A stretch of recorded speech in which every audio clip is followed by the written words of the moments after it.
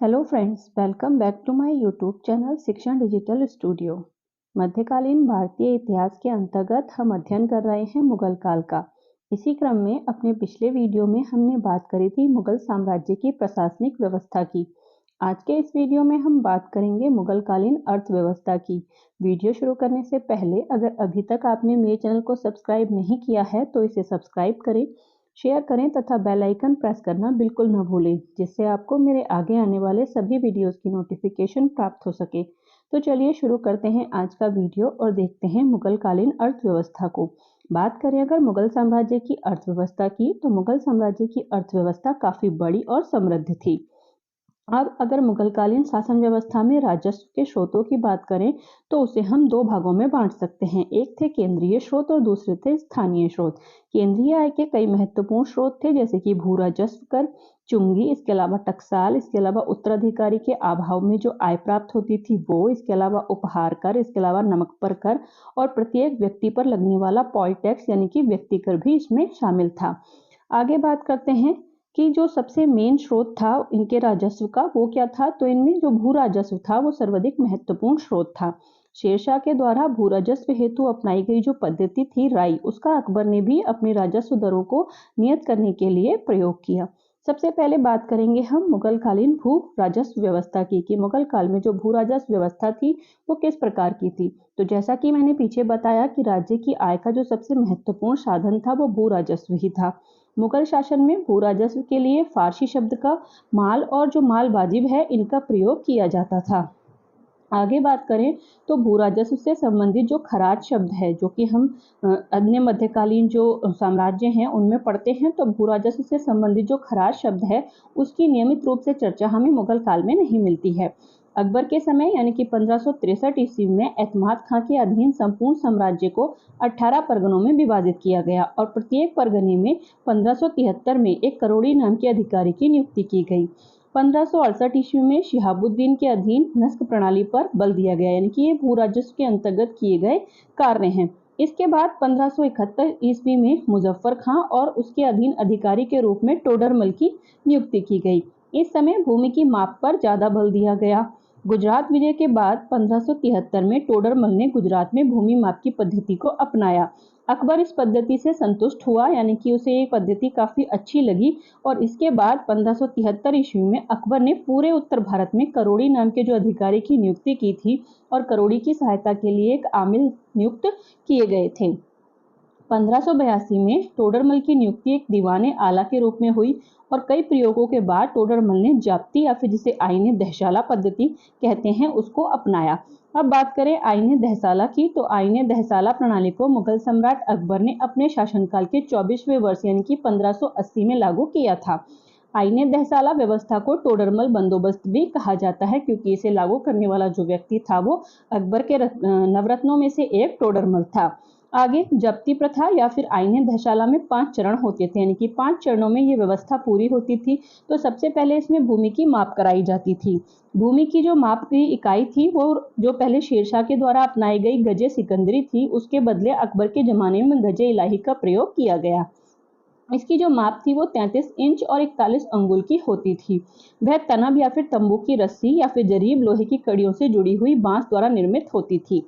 शाहजहां के काल में नापों का यानी कि 2 नापों का और प्रचलन हुआ, जो कि शाहजहां के काल में चलती थी। एक था बीगाहे इलाही और दूसरी थी दिराए शाहजहानी, जिसको बीगाहे दफ्तरी भी कहते थे। औरंगजेब के शासनकाल में दिराए शाहजहानी थी उसका प्रयोग बंद हो गया, परंतु जो बीगाए इलाही था उसका प्रयोग मुगल साम्राज्य के अंत तक चलता रहा। आगे बात करें खेतों की पैमाइश की, तो खेतों की पैमाइश करने वाले को एक दाम प्रति बीघा जाबिताना देना पड़ता था। एक दहसेरी नामक अन्य कर भी प्रति बीघा के हिसाब से वसूला जाता था। तो ये तो थी भूमि की माप। आगे बात करते हैं जो इसका दूसरा चरण था वो था भूमि का वर्गीकरण। तो टोडरमल ने राज्य की जो संपूर्ण जमीन थी उसको उपज के आधार पर कुछ श्रेणियों में बांटा था, तो उनको हम यहाँ पर देख लेते हैं। सबसे पहले है इसमें पोलज। इस श्रेणी की जो भूमि होती थी वो काफी उपजाऊ होती थी, अतः ये प्रथम श्रेणी की भूमि मानी जाती थी। इसमें वर्ष में कम से कम 2 फसलें पैदा की जा सकती थी। इसके बाद आती थी परती। इस श्रेणी में वैसी भूमि रखी जाती थी जो पोलज की तरह निरंतर उर्वरा नहीं थी, यानी कि उर्वर तो थी लेकिन कंटिन्यू इसमें फसलें नहीं हो सकती थी। कुछ दिनों तक खेती करने के उपरांत इस भूमि की जो शक्ति थी वो नष्ट हो जाती थी, लेकिन खाद वगैरह का प्रयोग करके इसे पुनः सही किया जाता था। इसके बाद थी चांचर। यह तृतीय श्रेणी की भूमि थी। कुछ दिनों तक जोतने के बाद इस जमीन को 3 से 4 वर्षों के लिए परती यानी कि खाली छोड़ दिया जाता था। उसके बाद थी बंजर। यह भूमि निम्न कोटि की थी और इसमें ना उपज होती थी और ना ही कुछ और होता था, यानी कि जो उपज इसमें होती थी वो बिल्कुल ना के बराबर होती थी। इसके बाद इसका आता था तीसरा चरण, जो कि है भू राजस्व का निर्धारण। अब इसमें भू राजस्व का निर्धारण कैसे किया जाता था, तो भू राजस्व के निर्धारण के लिए एक दर तालिका बनाई गई थी। उस दर तालिका को रई या राई नाम से जाना जाता था, जो कि शेरशाह सूरी के जमाने से चल रही थी। भू राजस्व के निर्धारण में निचले स्तर पर बीघा को और ऊंचे स्तर पर परगना को ही इकाई माना गया था। भू राजस्व के निर्धारण के लिए संबंधित क्षेत्र के 10 वर्षों के उत्पादन का औसत निकाला गया था, क्योंकि जैसा कि आपको इसके नाम से ही पता चल रहा है कि ये क्या थी, आईने दहसाला, यानी कि 10 साल का औसत इसमें निकाला जाता था। जाप्ती व्यवस्था में भू राजस्व का निर्धारण करते समय नाबाद क्षेत्र, यानी कि जिसमें फसल ना हुई हो, वो छोड़ दिया जाता था। ऐसा नहीं कि सभी भूमि पर राजस्व लिया जा रहा है। अब और आगे बात करें जाप्ती प्रणाली में, तो इसमें जो कर निर्धारण की श्रेणी थी वो 2 तरह की थी। एक को तखशीश निर्धारण कहते थे और दूसरी को तहसील या फिर वास्तविक वसूली कहते थे। लगान निर्धारण के समय जो राजस्व अधिकारी था उसके द्वारा लिखे गए पत्र को पट्टा या फिर कॉल करार कहा जाता था। इसके बाद बात आती थी अनाजों के नगद में परिवर्तन की, यानी कि ये राजस्व का निर्धारण हो गया। अब राजस्व लिया किस रूप में जाएगा, नगद लिया जाएगा या फिर जो फसलें हैं उसी के रूप में लिया जाएगा। तो उसकी बात, तो अनाजों का नगद में परिवर्तन। अनाजों के नगद में परिवर्तन के लिए स्थानीय बाजार मूल्यों को ध्यान में रखते हुए साम्राज्य को दस्तूर में बांट दिया जाता था, यानी कि स्थानीय बाजार में जो फसल के मूल्य होंगे उनको ध्यान में रखते हुए पूरे साम्राज्य को दस्तूरों में बांटा जाता था। प्रत्येक दस्तूर में अनाजों के मूल्य का 10 वर्ष का औसत निकाला जाता था, यानी कि जहां जहां पर भी ये दस्तूर होते थे उनमें पिछले 10 वर्ष में जो औसत मूल्य था वो क्या रहा है उसे निकाला जाता था। इसके अलावा नील, पान, हल्दी और पोस्त जैसी जो नकदी फसलें थी उनमें यह अपवाद था, यानी कि उनका जो मूल था वो पिछले 10 वर्षों के आधार पर नहीं निकाला जाता था। उनकी जो दरें थी कुछ अच्छे वर्षों की फसलों को ध्यान में रखकर तय की जाती थी। इसके बाद बात आती थी भू राजस्व के संग्रह की, कि अब जो भू राजस्व लिया जाएगा या स्व संग्रह किया जाएगा तो वो कैसे किया जाएगा। तो भू राजस्व के संग्रह के लिए सरकारी अधिकारियों को दस्तूर अमल यानी कि निर्देश दिया जाता था। अब आगे जो भू राजस्व की वसूली करने वाले अधिकारी थे वो सरकार के स्तर पर अमलगुजार और परगने के स्तर पर आमिल होते थे। भू राजस्व के संग्रहण में जो सबसे छोटी इकाई थी वो गांव थी। ग्रामीण अधिकारियों में मुकद्दम और जो पटवारी थे वो मुख्य होते थे। मुकद्दम गांव का मुखिया होता था और अपनी सेवा के बदले जो पूरा राजस्व वसूलता था उसमें से उसे 2.5% जो था उसका हिस्सा प्राप्त हो जाता था। इसके अलावा एक अमीन नामक अधिकारी की भी नियुक्ति की गई थी। अमीन का जो पद था वो शाहजहां के शासनकाल में आया था। अमीन का मुख्य कार्य भू राजस्व का निर्धारण करना था। इसके बाद बात करें मुगल सम्राट अकबर की, तो उसने 1573 ईस्वी में कर वसूलने के लिए करोड़ी नामक एक पदाधिकारी की नियुक्ति की थी। इसके अलावा इसकी सहायता के लिए ही जो आमिल या अमीन थे उनको नियुक्त किया गया था। शाहजहां ने पिता जहांगीर की भू राजस्व व्यवस्था में परिवर्तन करते हुए सर्वप्रथम खालसा भूमि से प्राप्त होने वाली जो लगान की आय थी उसे भू राजस्व से प्राप्त होने वाली राशि से अलग किया था। इसके अलावा इनकी जो ये व्यवस्था थी उससे संबंधित कुछ अन्य जो तथ्य हैं उनको देख लेते हैं। तो अन्य महत्वपूर्ण तथ्यों की अगर बात करें तो जाप्ती या फिर आईने दहशाला, आगरा, लाहौर और गुजरात में लागू की गई थी। आगे जाप्ती प्रणाली के अलावा इनके साम्राज्य में और भी कई सारी प्रणालियां लागू थीं, जैसे कि नस्क प्रणाली जो कि आधुनिक रैयत वाली प्रणाली के समान थी। इसके अलावा कानकोद प्रणाली जो कि महालवाड़ी व्यवस्था है उसके समान थी, ये भी प्रचलन में थी। कानकोद प्रणाली अबुल फजल द्वारा रचित आईने अकबरी में वर्णित है। इसके अलावा कानकोद संभवतः व्यक्तियों पर न लगकर व्यक्तियों के समूह पर लगती थी, जैसे कि वर्तमान में आप महालवाड़ी व्यवस्था पढ़ते हैं जो कि गांव के समूह पर लगाई जाती थी, तो उसी तरह से कानकोद प्रणाली थी। मुगल काल में राजस्व वसूली की निम्न व्यवस्थाएं भी प्रचलन में थी, जैसे कि नगद पद्धति, यानी कि इसमें जो राजस्व था वो नगद रूप में यानी कि नगद राशि के रूप में दिया जाता था। इसके अलावा एक दूसरी पद्धति थी, वो थी गल्ला बख्शी पद्धति। इस पद्धति के अंतर्गत किसानों को नगद रुपए कर के रूप में नहीं देने पड़ते थे, बल्कि जो फसल होती थी यानी कि जो गल्ला होता था उसी की बटाई होती थी। अब जो ये गल्ला था, अब जो फसल थी उसकी बटाई 3 तरीके से होती थी। एक थी खेत बटाई, दूसरी थी लंक बटाई और तीसरी थी रास बटाई। ये तीनों ही रूप जो थे वो प्रचलित थे। तो इनको देखते हैं डिटेल से। तो पहले बात करें खेत बटाई की, तो खेत में बिना कटी फसल को जो बांट दिया जाए तो उसे खेत बटाई पद्धति कहते थे। यानी कि खेत में फसल पूरी खड़ी हुई है वैसे ही, और उसमें ही जो राज्य का और जो व्यक्ति का हिस्सा था उसको बांट दिया जाए आधा आधा, तो उसे खेत बटाई कहते थे, यानी कि खेत में ही बांट लिया गया।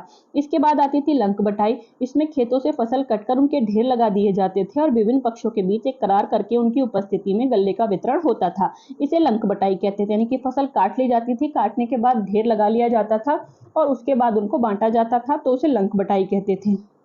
इसके बाद आती थी रास बटाई। इसमें क्या होता था, पूरी फसल को अच्छे से बाहर निकाल कर, यानी कि पूरी फसल को तैयार करके जो लास्ट में प्योर फसल होती थी उसकी बटाई होती थी, तो उसे रास बटाई कहते थे। इसके अलावा कुछ अन्य महत्वपूर्ण और तथ्यों को देखें तो निगार नामाए मुंशी के अनुसार जो फसल के बंटवारे को ही सर्वोत्तम प्रणाली माना गया, यानी कि जो फसल का, यानी कि फसल को बांटा जाता था, यही सबसे अच्छी टैक्स की जो प्रणाली थी वो थी। सामान्यतः भू राजस्व की जो दर थी वो कुल उपज की 1/3 थी। मोरलैंड और इरफान हबीब का मानना है कि भू राजस्व की दर उत्पादन का आधा या फिर 3/4 थी, यानी कि मुगल काल में। इसके अलावा कश्मीर में अकबर ने कुल उत्पादन का आधे भाग से अधिक की वसूली का आदेश दिया था। औरंगजेब ने स्पष्ट घोषणा की थी कि भू राजस्व शरीयत के अनुसार कुल उत्पादन के आधे से अधिक नहीं होना चाहिए। आगे बात करते हैं मुगल कालीन कृषकों की। तो मुगल कालीन कृषकों की बात करें तो धनी किसानों को उत्तर भारत में खुदकास्ट, राजस्थान में घरहूल और महाराष्ट्र में मिरासदार कहा जाता था। गरीब किसानों को उत्तर भारत में रेजा या रियाजा, राजस्थान में पालती और महाराष्ट्र में कुनबी कहा जाता था। अबुल फजल रचित आईने अकबरी में हमें मुगल काल में कृषकों के निम्नलिखित स्तरों का ज्ञान होता है, यानी कि जो अबुल फजल की आईने अकबरी है उसमें कई प्रकार के कृषकों को बताया गया है। तो सबसे पहले खुदकास्ट थे, यानी कि वे खेतीहर जो उसी गांव की जमीन में कृषि कार्य करते थे जिसके वो निवासी होते थे, यानी कि जिस गांव में रह रहे हैं उसी में उनकी खेती की जमीन है, तो उन्हें मुगल कालीन सरकारी दस्तावेजों में घारूहला या फिर गोविती कहा गया है। किसानों का यह वर्ग वास्तव में स्वयं द्वारा नियंत्रित भू क्षेत्र का स्वामी था, यानी कि ये अपनी भूमि के स्वयं मालिक होते थे। इसके बाद होते थे पाही कास्ट। कृषकों का दूसरा वर्ग पाही अर्थात बाहरी कहलाता था। इसके अंतर्गत ऐसे कृषक आते थे जो दूसरे गांव में जाकर कृषि करते थे और वहां उनके अस्थायी निवास होते थे। इसके बाद जो तीसरा वर्ग था वो था मुद्रियान। कृषकों का तीसरा वर्ग मौसमी अंश हिस्सेदार श्रमिकों का था। ये ऐसे कृषकों का वर्ग था जिनके पास उपयुक्त मात्रा में जमीन नहीं होती थी, यानी कि इनके पास अपनी उतनी जमीन नहीं होती थी जिसमें ये खेती बाड़ी कर सके, तो वे खुदकास्ट जो किसान होते थे उनसे किराए पर जमीन लेते थे और उसमें खेती करते थे। इसके अलावा जो जमींदार वर्ग है वो भी मुगल जो काल था उसमें पाया जाता है। जमींदार की बात करें तो जमींदार जो शब्द है वो दो शब्दों से मिलकर बना है। एक है जमीन यानी कि भूमि और दूसरा है दार यानी कि ग्रहण करना, यानी कि मुगल काल से पहले जो जमींदार शब्द का प्रयोग था वो इलाके के प्रधान के लिए किया जाता था। लेकिन अकबर के समय पे ये जो शब्द है किसी व्यक्ति के उत्पादन से सीधा हिस्सा ग्रहण करने के लिए आनुवंशिक दावों के रूप में प्रयुक्त किया जाने लगा। यानी कि कोई एक जमीन का हिस्सा है जहां से जो उत्पादन हो रहा है उस उत्पादन में उसका कितना हिस्सा है उसके आधार पर ये जो उसके आनुवंशिक दावे होते थे उसके रूप में ये प्रयुक्त किया जाता था। मुगल काल में जमींदारों को खुद मुकद्दमी, बिस्वी या फिर भोगी कहा जाता था। जमींदारी का मतलब भूमि या संपत्ति का अधिकार नहीं था, यह मात्र भूमि उत्पादन पर जमींदारों का दावा था। यानी कि यहाँ पर अकबर के समय पे जो जमींदारी था उसका मतलब ये था कि जो पूरी जमीन है वो उसका मालिक नहीं था, बल्कि उस पर जो फसल हो रही है उसमें कुछ अंश का हिस्सेदार था। आगे बात करते हैं भूमि के विभाजन की। तो अगर भूमि के विभाजन की बात करें तो भूमि के विभाजन के आधार पर मुगल जो साम्राज्य था उसको समस्त जो उसकी भूमि थी उसको कई वर्गों में विभक्त किया गया था। सबसे पहले थी खालसा भूमि, उसके बाद थी जागीर भूमि, उसके बाद था सयूरगल भूमि। तो इन तीनों को डिटेल में देख लेते हैं। तो सबसे पहले बात करते हैं खालसा भूमि की। यह भूमि प्रत्यक्ष रूप से बादशाह के अधिकार क्षेत्र में आती थी, यानी कि इस पर जो पूरा अधिकार था वो बादशाह का होता था। खालसा भूमि से जो प्राप्त आय होती थी उसको शाही कोष में जमा किया जाता था। इस आय का उपयोग बादशाह अपने व्यक्तिगत खर्च यानी कि जो भी शाही परिवार के खर्च होते थे वो, इसके अलावा राजा के अंगरक्षक, निजी सैनिक और युद्ध की तैयारी पर जो खर्च आता था वो इस आय से किया जाता था। इसके अलावा संपूर्ण साम्राज्य की लगभग 20% जो भूमि थी वो खालसा भूमि के अंतर्गत आती थी। 1573 में अकबर ने जागीर भूमि को कम करके खालसा भूमि में विस्तार किया था। जहांगीर ने खालसा भूमि का आकार कम कर दिया था पर शाहजहां ने इसका पुनः विस्तार किया था। इसके बाद औरंगजेब के शासनकाल के अंतिम दिनों में खालसा जो भू क्षेत्र थे उनको जागीरों के रूप में आवंटित किया जाने लगा था। आगे बात करते हैं जागीर भूमि की। जागीर भूमि क्या थी? यह भूमि राज्य के प्रमुख कर्मचारियों को उनकी तनख्वाह के बदले दी जाती थी, यानी कि तनख्वाह उनको जागीर के बदले दी जाती थी, वहां से जो आय होती थी वही उनकी तनख्वाह होती थी। जब इस भूमि का केंद्र के निरीक्षण में हस्तांतरण होता था, यानी कि केंद्र की देखरेख में जब इसको हस्तांतरित किया जाता था तो इसे पायबा की भी कहा जाता था। भूमि प्राप्त करने वाले को भूमि से कर वसूलने का भी अधिकार मिला रहता था। पदमुक्त होने पर इस भूमि से उस व्यक्ति का अधिकार जागीरदार के हाथों में चला जाता था, यानी कि जब उस व्यक्ति का पद से वो पदमुक्त हो जाता था तो उसके बाद इस भूमि पर उसका अधिकार नहीं रहता था। जागीरदारों पर नियंत्रण रखने के लिए सावनिहा निहार नामक एक विभाग की स्थापना भी की गई थी, जो जागीरदारों की कार्यवाही और अन्य विवरण का जो पूरा विवरण था वो केंद्र को भेजता था। इसके बाद बात करते हैं सयूरगल भूमि की। तो इस प्रकार की जो भूमि थी उसको मददे माश भी कहा जाता है, यानी कि हेल्प के तौर पर दी जाती थी। यह भूमि अनुदान के रूप में धार्मिक प्रवृत्ति के जो व्यक्ति थे उनको दी जाती थी। इस तरह की अधिकांश भूमि अनुत्पादक होती थी, यानी कि इसमें उत्पन्न कुछ नहीं होता था। इस भूमि को मिल्क भी कहा जाता था। मददे माश की देखभाल सद्र उस सुदूर के अंतर्गत जो एक विभाग था वो करता था। अब इसका उपयोग क्या था? तो इसका उपयोग जो धार्मिक मदरसे या फिर मस्जिद वगैरह या जो भी कुछ ऐसा बनता था उसके लिए ये यूज की जाती थी। जहांगीर ने अलतमगा जागीर जो थी उसको अनुदान में दिया। यह जागीर वंशानुगत होती थी। इसके अलावा कुछ एम्मा जागीरें भी होती थी जो कि मुसलमान धर्मविदों और उलेमाओं को प्रदान की जाती थी। यहाँ पर एक नोट देख लेते हैं कि एक दूसरे प्रकार का अनुदान भी होता था जिसको वक्फ कहते थे, जो धार्मिक कार्यों के लिए दिया जाता था। इसकी जो आमदनी थी वो मकबरों, समाधियों और मदरसों के रख रखाव पर खर्च होती थी, यानी कि उनके रख रखाव पर जो खर्चा होता था उसको वक्फ के द्वारा पूरा किया जाता था। अब बात करते हैं मुगल काल में फसलें और जो सिंचाई के प्रकार थे या फसलों के प्रकार थे उसके बारे में।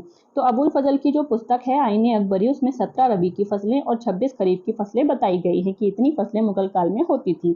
मुगल काल में कलम लगाने की प्रणाली विकसित की गई थी। मुगल शासकों में शाहजहां ने 2 नहरें बनवाई थी, यानी कि शाहजहां ऐसा शासक था जिसने 2 नहरों का निर्माण कराया था। एक का नाम था फैज नहर और दूसरी का नाम था शाही नहर। 16वीं शताब्दी में जब पुर्तगाली आए तो वो तंबाकू को भारत में लाए और महाराष्ट्र में तंबाकू की खेती शुरू की गई। इसके बाद 17वीं शताब्दी में ज्वार की खेती शुरू हुई। 18वीं शताब्दी में मक्का की खेती महाराष्ट्र और पूर्वी राजस्थान में की गई। इसके बाद 17वीं शताब्दी के उत्तरार्ध में कॉफी का उत्पादन भी भारत में शुरू हुआ। बात करें 18वीं शताब्दी की, तो 18वीं शताब्दी में आलू, लाल मिर्च और टमाटर की खेती शुरू हुई। अमेरिका को तंबाकू, अनानास, काजू और जो आलू था वो निर्यात किया जाता था।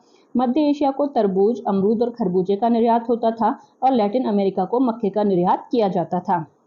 जो नकदी फसलें थी उसको जिनसे कामिल या फिर जिनसे आला कहा जाता था। नकदी फसलों में सबसे अधिक जो खेती थी वो गन्ना की होती थी, फिर उसके बाद कपास, नील, अफीम और तंबाकू की होती थी। पुर्तगालियों के द्वारा जो अनानास, पपीता और काजू था वो अमेरिका से लाया गया था। काबुल से चेरी लाई गई थी और उसकी कलम लगाकर कश्मीर में उसकी खेती शुरू की गई थी। इसके बाद 1550 ईस्वी में कलम लगाने की जो पद्धति थी वो विकसित हुई थी। बयाना और सरखेज में नील की मांग सबसे अधिक थी। आगरा के निकट बयाना में उपजाया जाने वाला नील जो था वो उत्तम कोटि का माना जाता था। इसके अलावा बिहार तथा मालवा में भी अच्छे प्रकार की अफीम की खेती की जाती थी। अब बात करते हैं मुगल काल में खनिजों की। खनिज की बात करें तो शोरा आरंभ में अहमदाबाद, बड़ौदा, दिल्ली और आगरा में, 17वीं शती के उत्तरार्ध में पटना में बनता था। उसके बाद सोना की बात करें तो फिच महोदय ने बिहार की नदी की जो रेत थी उससे सोना निकालने की विधि के बारे में बताया है। आगे बात करते हैं तांबा। तो तांबा राजस्थान की खानों से निकाला जाता था। इसके बाद लोहा। अबुल फजल के अनुसार बंगाल, इलाहाबाद, आगरा, बिहार, गुजरात, दिल्ली और कश्मीर में लोहा बनाया जाता था। इसके बाद बात करते हैं हीरा की। तो हीरा मुगल शासन के दौरान भारत में कई प्रसिद्ध रत्नों के उत्पादन किया, जिसमें Kohinoor, Nizam, Hope diamond, Regent diamond, great Mughal diamond और ओरलोव डायमंड शामिल थे। विशेष रूप से गोलकुंडा में हीरा खनन की गतिविधियों से संबंधित कार्य होते थे। गोलकुंडा की विजय के बाद हीरे की जो खदानें थीं वो गोलकुंडा सुल्तानों के धन का प्रसिद्ध स्रोत थीं। अब जो मुगल थे वो मुगलों के अधिकार में आ गए, यानी कि जब गोलकुंडा पर विजय की गई तो जो गोलकुंडा की जो खानें थी जो गोलकुंडा सुल्तानों के लिए धन के लिए मतलब मुख्य स्रोत थी, वो अब क्या था, मुगलों के अधिकार में आ गई। और इस समय जो ये खानें थी वो पृथ्वी पर हीरे का एकमात्र स्रोत थी। इसके बाद कागज की बात करें तो कागज बनाने की जो कला थी वो अहमदाबाद, दौलताबाद, सियालकोट, लाहौर, पटना में विकसित की गई थी। अब बात करते हैं मुगल काल में व्यापार की। तो व्यापार की बात करें तो व्यापार की स्थिति मुगल काल में बेहतर थी। इस समय फ्रांस से ऊनी वस्त्र, इटली एवं फारस से रेशम और फारस से ही कालीन, मध्य एशिया तथा अरब से अच्छी नस्ल के घोड़े, चीन से कच्चा रेशम, सोना तथा चांदी का आयात किया जाता था। आगे बात करें कुछ निर्यातक वस्तुओं की, तो भारत से प्रमुख जो निर्यातक वस्तुएं थी उसमें सूती कपड़ा मुख्यतः यूरोप को निर्यात किया जाता था। इसके अलावा नील, अफीम, मसाले, चीन, शोरा, काली मिर्च, नमक आदि का जो निर्यात था वो किया जाता था। निर्यात के दो महत्वपूर्ण स्थल मार्ग थे, एक था लाहौर से काबुल और दूसरा था मुल्तान से कंधार होते हुए। मुगल काल में महत्वपूर्ण बंदरगाह के रूप में नागापट्टनम, चटगांव, सोनारगांव, चेल और बसीन आदि शामिल थे। आगे बंदरगाह का जो प्रमुख अधिकारी था उसे शाह बंदर कहते थे। राज्य निर्यात की जाने वाली और आयात की जाने वाली जो वस्तुएं थी उन पर 3.5% चुंगी या फिर व्यापारिक कर लेता था। इसके अलावा ढाका यानी कि बंगाल में, लाहौर, आगरा, गुजरात आदि के जो क्षेत्र थे वो रेशमी कपड़े और मलमल के लिए प्रसिद्ध थे। जहांगीर ने अमृतसर में एक ऊनी वस्त्र उद्योग की स्थापना भी की थी। आगे बात करते हैं मुगल कालीन मुद्राओं की। मुद्राओं की बात करें तो मुगलों की राजस्व नीति के परिणाम स्वरूप एक मुद्रा आधारित अर्थव्यवस्था विकसित हुई। मुगल काल में मुख्य रूप से 3 प्रकार के धातु के सिक्के फेमस थे। एक सोने की मुहर, चांदी का रुपया और तांबे का दाम ये प्रचलन में थे। इस व्यवस्था की जो नींव थी वो शेरशाह ने डाली और बाद में अकबर ने उसे आगे और समृद्ध किया। अकबर ने लाहौर, अहमदाबाद, जौनपुर एवं पटना में टकसालें स्थापित की। आईने अकबरी के अनुसार 1595 ईस्वी में लगभग 42 टकसालें थी जो कि तांबे के सिक्के की थी और इसके अलावा 14 टकसालें जो कि चांदी के रुपया जहां बनता था और 4 टकसालें ऐसी थी जहां सोने की मोहरें ढाली जाती थी। अकबर ने 1577 ईस्वी में दिल्ली में भी एक टकसाल स्थापित किया था तथा ख्वाजा अब्दुल समद को उसका प्रमुख बनाया था। आगे बात करें मुगल कालीन सिक्कों के, तो मुगल कालीन जो सिक्के थे वो निम्नलिखित थे। सबसे पहले रुपया था। रुपया चांदी का होता था, इसका वजन 175 ग्रेन होता था। आगे बात करते हैं दाम की, तो दाम का जो सिक्का था उसका वजन 32.3 ग्रेन था और 40 दाम बराबर 1 रुपया होता था। इसके बाद था जीतल। मुद्रा व्यवस्था में जीतल सबसे छोटा सिक्का होता था और ये तांबे का बनता था। आगे बात करते हैं मोहर की, तो यह सोने से निर्मित होती थी और ये गोल और चौकोर दोनों ही आकार में होती थी। गोल मोहर को इलाही और जो चौकोर मोहर थी उसे जलाली कहते थे। आगे बात करते हैं अन्य महत्वपूर्ण तथ्य जो कि मुद्रा व्यवस्था से ही संबंधित हैं। तो मुगलों ने अपने संक्षिप्त शासन के दौरान सूर सम्राट शेरशाह सूरी द्वारा शुरू की गई रुपया और जो दाम था यानी कि जो चांदी और तांबे से बनती थी उन्हीं मुद्राओं को अपनाया और मानकीकृत किया। रुपए अनेक आकारों में ढाले जाते थे। इसमें चालानी और जो जलाली थे वो महत्वपूर्ण थे। जो चालानी था उसका जो प्रचलन था वो शेरशाह ने किया था, जबकि जो जलाली था उसका प्रचलन अकबर ने किया था। बाबर की बात करें तो बाबर ने काबुल में एक शाहरुख नामक चांदी का सिक्का तथा कंधार में एक बाबरी नामक चांदी का सिक्का चलाया था। इसके बाद अपने शासनकाल के प्रारंभ में अकबर ने मुहर नामक एक सिक्का चलाया।